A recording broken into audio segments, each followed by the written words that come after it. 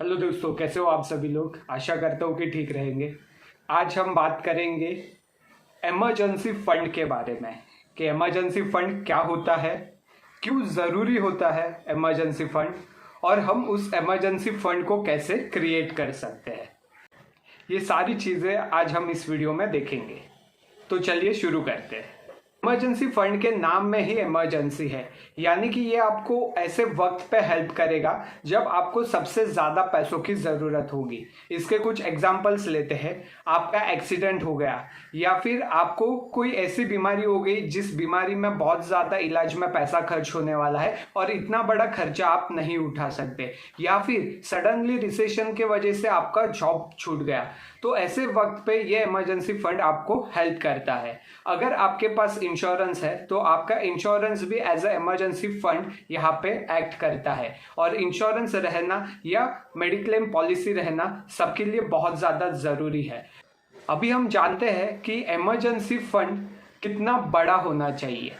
तो technical terms में अगर हम देखेंगे तो इमरजेंसी फंड आपको minimum 6 months to 12 months survive करने जितना होना चाहिए। अभी आप सोचोगे कि 6 मंथ और 12 मंथ्स ये क्या चीज़ें हैं। तो 6 मंथ्स और 12 मंथ्स ये आपके सैलरी, जो मंथली सैलरी है उसका 6 मंथ्स या फिर 12 मंथ जितना आपका इमरजेंसी फंड होना चाहिए। फॉर एग्जाम्पल, अगर आपका मंथली सैलरी 20,000 है तो 20 इंटू 6 यानी कि 1,20,000 ये आपका इमरजेंसी फंड होना चाहिए।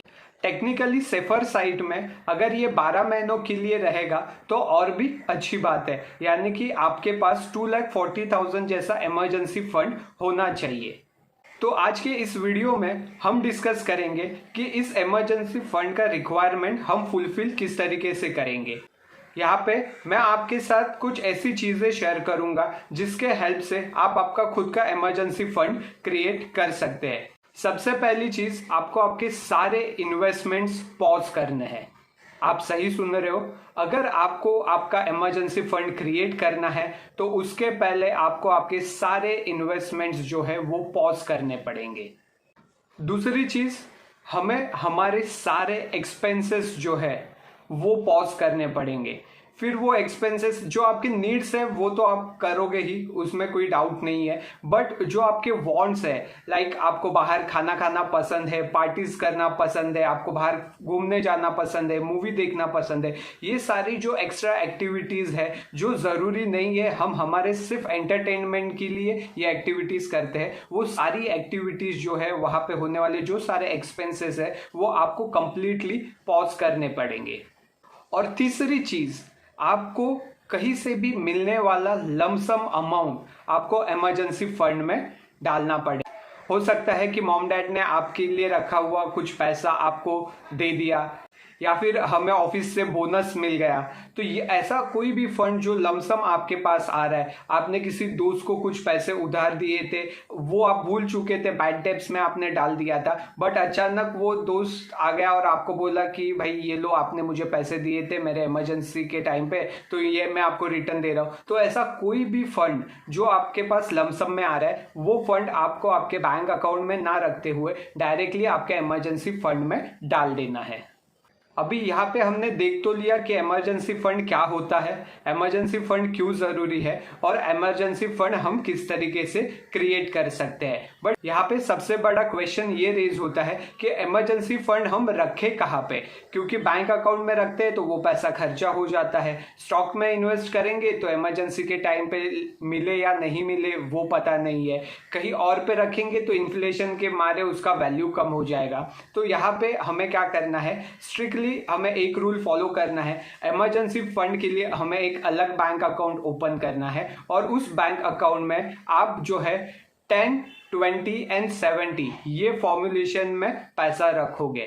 10% जो है वो आपके पास इन फॉर्म ऑफ कैश होना चाहिए, राइट, ताकि आपको कभी भी रिक्वायरमेंट लगी तो आप कैश में वो खर्चा कर सकते हो।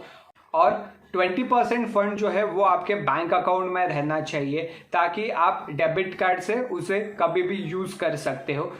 तो टेक्निकली मुझे पता है कि अभी इस टाइम पे कैश कैरी करना थोड़ा सा डिफिकल्ट हो सकता है, तो आप ये 30% पूरा फंड आपके बैंक अकाउंट में रख सकते हो, जो पूरा का पूरा अलग रहेगा, जिसका आपके सेविंग अकाउंट से कोई कनेक्शन नहीं रहेगा। आप सिर्फ इमरजेंसी फंड के लिए एक अलग बैंक अकाउंट ओपन करोगे और वो बैंक अकाउंट आपको डेबिट कार्ड भी प्रोवाइड करेगा, ताकि उस 30% फंड को आप इमरजेंसी पे यूज कर सको थ्रू डेबिट कार्ड।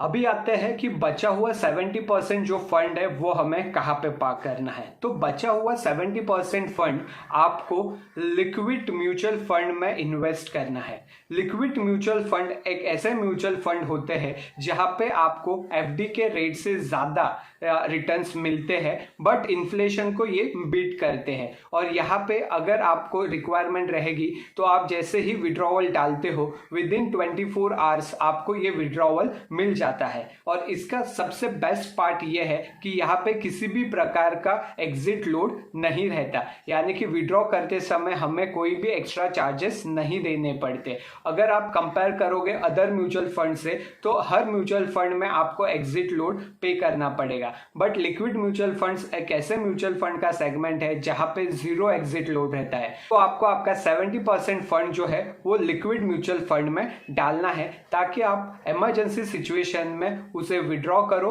और विद इन 24 आवर्स वो आपके बैंक अकाउंट में आ जाए।